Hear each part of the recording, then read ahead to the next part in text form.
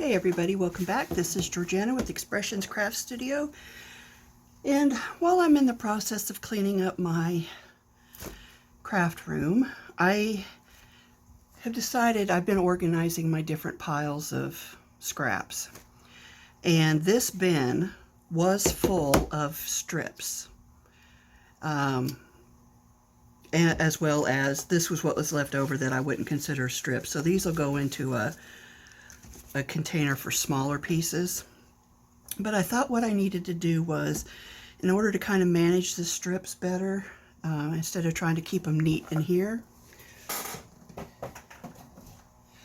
was that I would make some envelopes.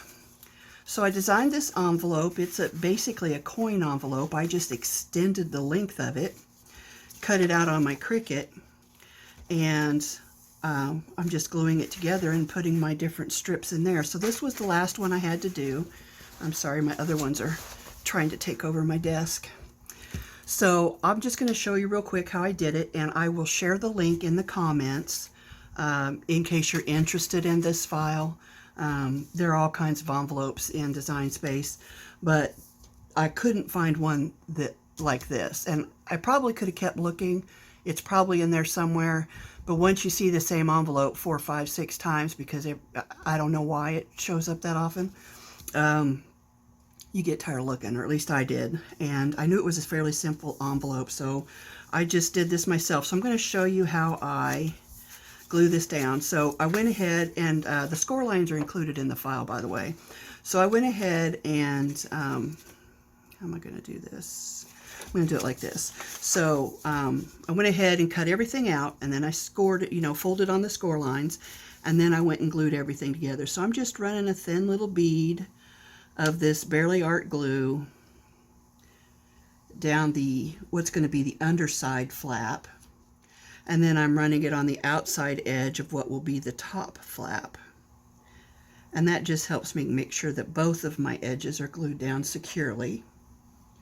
You could use tape too if you would prefer. The thing with tape is it might not last as long.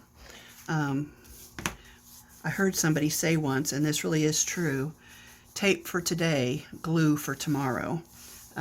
So if you want it to last, glue is always a better option. But tape is sometimes just easier, and it doesn't mean you can't use glue and tape together if you're inclined. But there you go. So you've got your little tube. I don't know if you can see that. And then I'm going to glue down the tail flap here, or the bottom flap. And I did go, as I was trying to stretch this envelope out, I did go in and reduce these size of these flaps a little bit, just to try to get my envelope a little bit longer. And you could still do that if you're comfortable using Design Space and you understand what I'm talking about.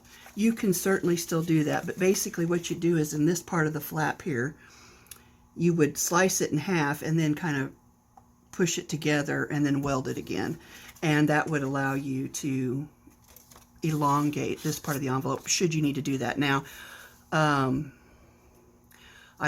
also looked at doing it on an 8.5 by 14, or is it 11 by 14? I think it's 8.5 by 14. And that really didn't change anything. But this will cut corner to corner on a 12 by 12 piece of scrapbook paper or cardstock, whatever you're using. I used scrapbook paper. And so all of these strips were 2 inches and under. So they just all fit really nicely right down inside there. And then on the very first one that I did, and I will go back and do it to these others, but my desk was full of strips and I needed to get organizing. I kind of colored it in a little bit so that if you're looking at this side, you can see what color's in there. But if you're looking at this side, you might be wondering, well, which color is that? You could also put a label on here if you want. But this just kind of came to me as a way to sort my strips. And I've still got some up here. These are like specialty papers, whether they be foiled or glitter or whatever. So they'll go in a different folder anyway. But try to get that pen back in there.